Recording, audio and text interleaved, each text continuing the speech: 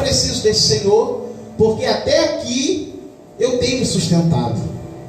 Porque até aqui, tudo que eu tenho plantado, eu tenho colhido, e tudo isso é através do meu braço, é através da minha força, é através, aleluia, do meu trabalho. E esse é um pensamento muito natural, esse é um pensamento muito normal, porque nos foi ensinado assim, nos foi ensinado dessa forma. E aí a gente entra às vezes em choque no pensamento e no coração, de deixar o que nós aprendemos para trás e de começar uma nova história, e de começar uma nova trajetória do zero. Por isso que eu digo que aceitar a Jesus é um ato de coragem, porque vai tudo contra aquilo que a gente acredita, tudo contra aquilo ao qual já foi enxertado dentro de nós. E como eu vou fechar os olhos para o que eu já tenho construído e abrir os olhos para algo que está sendo apresentado para mim? Como vai ser essa transição? Porque o que está sendo apresentado para mim é muito mais doloroso do que aquilo que eu conheço aos meus olhos. Eu digo que é um ato de coragem, porque se você fosse prender a um jugo desigual dentro de uma casa, nós vivemos bem isso. Nós que somos cristãos, que já aceitamos a Jesus, e você que ainda não aceitou. Às vezes o marido é cristão e a esposa não é. Às vezes a esposa é cristã e o marido não é. Às vezes o filho é e os pais não são. E aí nós vivemos isso dentro de casa, porque nós, quando não temos a mente ainda de Cristo, renovada pela palavra, não temos entendimento, a gente não entende o porquê, muitas das vezes, que a pessoa está sempre na igreja, está na igreja, está na igreja. E isso é muito corriqueiro no nosso meio. Sendo crente ou não sendo crente, estamos na igreja, estamos orando, estamos buscando, estamos louvando. Mas por que essa necessidade toda de estar lá? Mas por que essa oração toda? Por que essa sede toda de estar na igreja? E aí a gente acaba entrando em divisão dentro de casa. A gente acaba entrando em discordância. E aí nós, que não entendemos a palavra e que não tivemos encontro com Cristo, através da aceitação dele, a gente acaba perseguindo com vontade ou sem vontade, diretamente ou indiretamente. E aí você acaba perseguindo, começa essa perseguição pequena através da crítica. Criticando, não, isso está errado. E cadê a tua família? E cadê o teu casamento? E os teus filhos? E a tua mãe? E o teu pai? E a gente até tem razão naquilo que a gente fala. É verdade. Muitas das vezes deixamos a nossa casa para trás para estar na igreja. Isso acontece. Deixamos os nossos filhos, marido ou esposa, para estar na igreja. Às vezes falta de entendimento e falta de sabedoria, falta de maturidade, de saber balancear a nossa casa e balancear a obra de Deus. Porque nós que servimos a Jesus temos sede pela obra, e a gente vê a necessidade que é grande. O pastor bem sabe disso, porque a gente olha a igreja cheia, mas na hora de fazer a obra são poucos, e a obra vai sofrendo. E nós, contrapartida, estamos do outro lado e não entendemos, porque nós não fazemos parte, não conhecemos a necessidade da igreja. E às vezes nós que não somos cristãos não entendemos e dizemos assim, começamos a criticar e dizemos assim, chega um ponto em que a discórdia é tão grande, em que a gente começa a dizer assim, tu vai ter que escolher, porque para nós é a igreja que não aceitamos a Jesus. Mas para os crentes é Deus.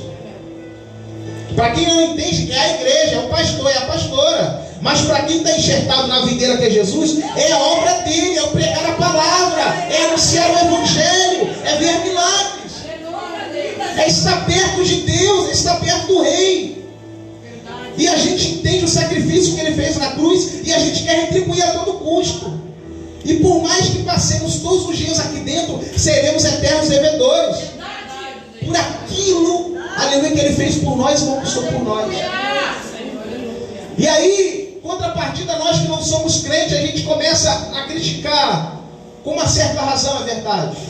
começamos a cobrar, e a dizer, vai ter que escolher, e a dizer, olha, assim não dá, assim está difícil, e a gente começa a tomar o nosso rumo. E aí, quanto mais a gente vê a falta, mais a gente busca do outro lado, mais a gente busca lá fora, passa a noite lá fora, faz errado lá fora. Só que nós, ainda que não, a pessoa ainda que não aceitou, ela não entende quando chega no ponto. O ponto é em que o crente, o homem ou a mulher se cala. E aí chega na igreja, você vem com toda a razão, porque você tem razão. E aí você cobra, você fala, e a pessoa calada. Ela não retruca. E aí nós, com a nossa razão, nós magoamos. Então eu vou mais fundo, já que ela não está, aleluia, ouvindo o que eu estou falando. Se não está mexendo com ela, eu vou mais fundo. E aí eu começo a cobrar a fim de magoá-lo. E a fim de magoá-la. Então eu vou tocar na ferida. E naquilo que ele mais erra, e naquilo que ela mais erra, eu vou tocar. E aí começa a trazer à tona aquelas coisas e muitas coisas que estão engavetadas. Coisas que nos magoaram, coisas que a nossa história dentro da família, aleluia, trouxe tristeza. E aí a gente começa a trazer à tona, muitas das vezes sem entendimento. E isso acontece, é muito natural. E muitas das vezes somos perseguidos dessa forma. Só que o que nós não entendemos é que não existe o retorno violento em palavras. Não existe o retorno. E aí a gente fica às vezes sem entender, e às vezes abandona a causa, e às vezes intensifica a causa. Mas nós que somos salvos através do sangue de Jesus, nós entendemos que quem guerreia as nossas guerras é Deus. E aí não tem, aleluia, palavra que vai explicar o que Deus faz. Não tem, aleluia, disse-me disse. Não tem discussão, não tem conversa, não tem argumento. Porque o argumento é estando na igreja de joelho orando e buscando pela tua vida, que está tocando na ferida. Por isso é que não tem muitas das vezes discussão, porque, aleluia, porque a resposta é de joelho. A resposta é orando. A palavra que nós lemos aqui vai falar sobre prisão, porque Pedro estava preso, porque a igreja foi perseguida. Vai falar sobre, ele estava com aguilhões, ele estava com soldados ao redor. E aí Deus falava comigo acerca de crescimento. Nós crescemos à medida que nós começamos a nos libertar. Nós crescemos à medida que nós começamos a deixar velhas práticas para trás. Vai dizer, dizendo que Herodes matou Tiago à espada. E é isso que remete ao pensamento que quando a gente olha ao redor, quantos estão, aleluia, morrendo no caminho? Quantos estão parando no caminho? Quantos, aleluia, estão mortos espirituais? E aí você chega lá e diz assim, vem, vamos, e a pessoa não tem força de caminhar. No coração dela existe o desejo, mas não tem força. Dentro dela existe, aleluia, o anseio de continuar, mas não tem força. E aí você é obrigado a continuar caminhando, porque a obra não para, e aí você caminha e continua orando lá para trás, olhando lá para trás e orando, Senhor ajuda, Senhor ajuda. A nossa missionária Cleide hoje bem disse, a oração da igreja aqui te sustenta. A oração da igreja é que te coloca de pé. E a gente acha que está sozinho, nós somos unidade, nós somos um só. Aleluia. E aí Tiago ele morre. Eu vejo ali, talvez, muitos ali apavorados e agoniados porque alguém morreu, porque alguém ficou para trás. Mas na trajetória do Evangelho, aleluia, nós não medimos esforço para estar na presença. Nós não medimos esforço, aleluia, para fazer o ID do Senhor, para pregar a palavra, para estar enxertado na videira. Porque para nós é muito valioso e muito importante a presença de Deus. Porque entendemos que foi na cruz, foi pago com sangue. Com muito sofrimento, Jesus morreu naquela cruz. E aí muitas das vezes nós na caminhada estamos presos. Mas não em cadeias físicas, mas em cadeias espirituais. Não em cadeias ao qual te limita fisicamente, te limitando de ir e vir, não, mas em cadeias espirituais. É preciso romper. Certa feita Jesus trouxe uma parábola falando sobre um fariseu e um cobrador de imposto e um publicano. E aí ele disse que o fariseu entra no templo e diz: Senhor, bem te digo, Senhor, porque estou aqui, porque dou o dízimo de tudo aquilo que tenho, porque eu faço jejum 2 vezes na semana, 2 vezes no mês, 3 vezes. E aí, obrigado, Senhor, porque estou aqui na tua casa. E aí ele traz, aleluia, o publicano, e diz que ele nem entra no templo, nem ousa levantar o olhar para cima, e com muita humildade, ele bate no peito dizendo assim: Senhor, não sou digno nem de entrar na tua casa. E ele vai dizer assim: qual dos dois saiu justificado? Te digo que foi o segundo. Aleluia, foi falado aqui nessa noite como é, aleluia, que nós temos nos colocado na presença de Deus, como alguém que não precisa de ajuda, ou como alguém que precisa em todo o tempo da presença. A palavra de Deus diz que Jesus não usurpou ser o Filho de Deus. Em nenhum momento ele usurpou. Em todo o tempo ele se despia, lavava os pés dos discípulos. Em todo o tempo ele mostrava que nós, aleluia, nascemos, vivemos, aleluia, e servimos para servir. Aleluia. Em todo o tempo. E aí, quando nós colocamos na nossa mente, no nosso coração, que nós já somos autossuficientes, e aí o Espírito Santo ele se afasta de você. Não, peraí, você precisa aprender ainda do Senhor, você ainda precisa crescer mais do Senhor, porque esse tipo de pensamento trava o teu ministério, esse tipo de pensamento trava o teu crescimento. Então é preciso, aleluia, para que nós sejamos libertos de fato e verdade, estarmos sempre precisando da presença, sempre na presença, sempre almejando crescer, sempre, aleluia, ali naquele lugar de discípulo, de quem está sempre aprendendo. A palavra diz que Tiago morre, e aí Pedro ele é preso e lançado na prisão. A palavra vai dizer que a igreja ela se reúne para orar. E a igreja está lá orando enquanto Pedro está preso. E a igreja ora incessantemente. É importante que nos mantemos em oração. Hoje o culto começou com oração. Eu quero dizer uma coisa para você. Sempre que você precisar, Jesus vai levantar alguém para orar por você.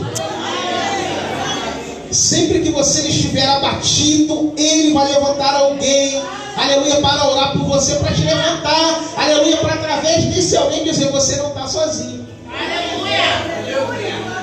Eu tenho olhado a tua trajetória, você não está sozinho.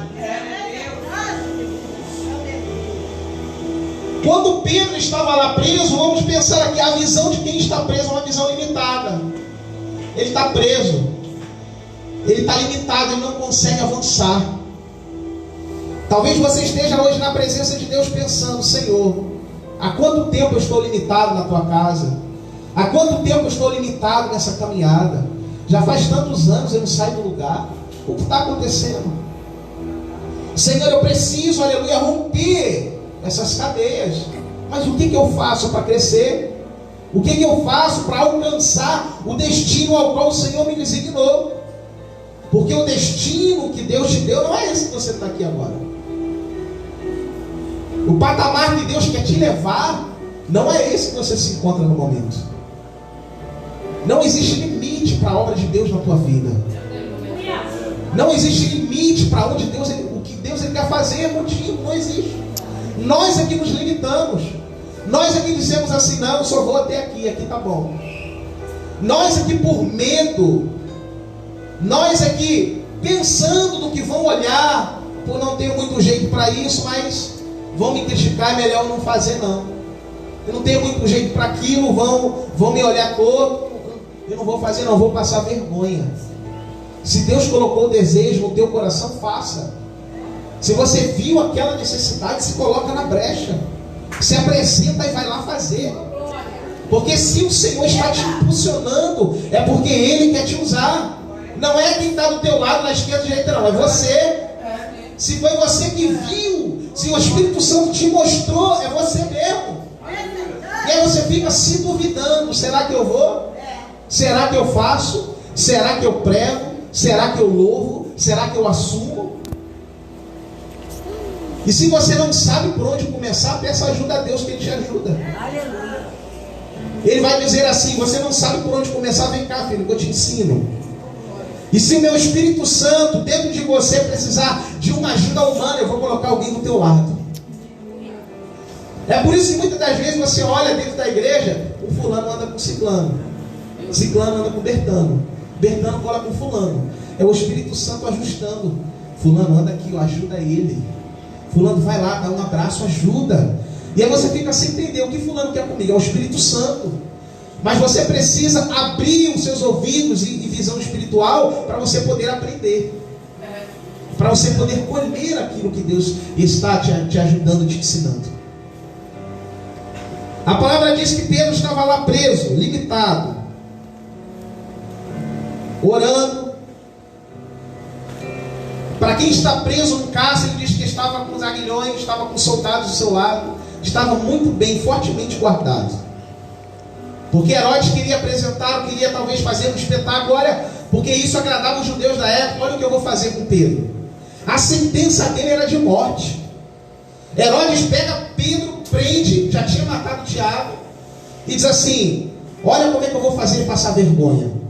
Está lá preso. Talvez, aleluia, alguns deles dissessem: cadê o Deus que ele serve? Cadê o Deus que ele serve que ele não cresce? Cadê o Deus que ele não serve que ele não sai do lugar? Cadê o Deus que ele serve que ninguém na casa aceita Jesus? Cadê o Deus que ele serve que nada acontece? Está lá preso. Só que nós não podemos aceitar essas algemas. Nós não podemos aceitar essa prisão. Estamos muito tempo de cabeça baixa, aceitando a rédea, aceitando o arreio, sendo amarrado, sem crescer. É necessário que nós despertamos para o que Deus Ele quer conosco, com a tua vida, com a minha vida. Não aceite a sentença que o diabo colocou sobre a tua vida. Porque muitas das vezes ele te aprisiona para que você não saia dessa caixa que você vive. Para que você não saia dessa cúpula pequena, desse círculo pequeno. O que o diabo quer é que a obra do Senhor não cresça através da tua vida. Porque quando a obra do Senhor não cresce através da tua vida, o departamento que você está não cresce. Aleluia, a igreja não cresce, a tua casa não cresce, o teu trabalho não cresce, a tua família não cresce, o teu casamento não cresce, os teus filhos não crescem. Porque tu é coluna. De tudo aquilo que tu coloca a mão, tu é coluna. Foi Deus que te levantou. E cadê os frutos do teu trabalho? Às vezes a gente pensa: meu Deus, cadê os frutos daquilo que eu tenho feito? E a gente até cobra ao Senhor: Senhor, mas cadê os frutos? Será que a minha caminhada é vão? Será que o meu esforço é vão? E cadê os frutos? Cadê a conclusão do trabalho que eu venho desenvolvendo? Só que a gente esquece e a gente não consegue ver que a gente está preso. O Espírito Santo muitas das vezes gritando, bradando dentro de você: avança. E você preso, aceitando o arreio: não vou. Não vou. Aceitando a sentença que o diabo colocou sobre a tua vida. Às vezes você está preso em algum vício. Às vezes você está preso em alguma circunstância. Às vezes você está limitado através do seu medo. Qual é a prisão talvez que você esteja hoje? Se nós olharmos para nós sabemos a nossa limitação e conhecemos. Mas o Senhor Ele quer te levar adiante. O Senhor Ele quer prosperar o teu ministério. O Senhor Ele quer prosperar a tua chamada. O Senhor Ele quer multiplicar os seus dons. Ele quer multiplicar. A palavra do Senhor diz que é através do trabalho. E ele deu um dom para um, e ele trabalhou, conseguiu mais 1, 2. E deu 5 para o outro, trabalhou, conseguiu mais 5, 10. Você precisa trabalhar aquilo que Deus tem ficar sentado, não vai cair do céu. Se você ficar só parado, esperando, nada acontece. Até dentro da obra do Senhor é através do serviço, é através do trabalho. Talvez se tu não está crescendo é porque não está trabalhando, é porque não está fazendo aquilo que Deus te chamou para fazer, é porque não está assumindo a responsabilidade que Deus colocou na tua mão. E aí Deus está bradando assim: cadê o serviço? Cadê o trabalho? Nós lá fora, aleluia, só recebemos salário depois do trabalho. Só recebemos o que é de direito depois do serviço. Cadê o tempo de serviço para que você, aleluia, receba, aleluia, o que é de direito seu? O crescimento só vem através do trabalho. E Deus está dizendo: estende a mão e trabalha lá. E você está com a mão encolhida trabalhando aqui. E Deus diz: sai dessa cadeia aí. E você está com a mão encolhida. Existem cadeias espirituais, limitações espirituais, que o diabo coloca no nosso coração e na nossa mente para que você não cresça. Aleluia, mas Jesus está quebrando tudo hoje, amém? Oh, glória! E é questão de atitude, de visão. Se você não conseguiu enxergar, dobra o teu joelho e peça a Deus: Senhor, abra os meus olhos, porque eu quero ver. Abra os meus olhos, quebra esse teto de limitação, porque eu quero avançar. E aí ele vai olhar lá de cima e vai entender que você quer avançar. E vai entender, aleluia, que você precisa de mais um dom talvez na pregação, mais um dom do evangelismo, mais um dom da palavra, da ciência, do milagre, de visão, de revelação. Ele vai te dar a palavra de buscar com zelo os dons espirituais. E talvez Deus esteja falando: cadê o zelo? Buscai com zelo. Cadê o zelo? Porque Ele não vai dar para quem não tem zelo. Porque Ele não vai dar para quem não busca. Ele não vai dar para quem não almeja. Ele não vai enviar quem não quer ir. Ele não vai libertar para quem não quer ser liberto. Ele não vai tirar a algema de quem quer continuar algemado. Porque mesmo que Ele tire a algema, você vai continuar com os bracinhos assim, como quem está algemado. Será que você é o preso que você não consegue sair? É o preso que já está liberto, mas continua com os braços como quem está algemado? É preso, aleluia, como quem a cela está aberta, mas não sai de dentro da cela? A porta está aberta, Jesus foi lá e abriu, mas você continua dentro e não sai. E o Espírito Santo dizendo, gritando e falando: vem para fora. E você ali, acomodado naquilo que você sempre fez e sempre vai fazer e vai morrer fazendo. Porque você não quer avançar. Porque dá muito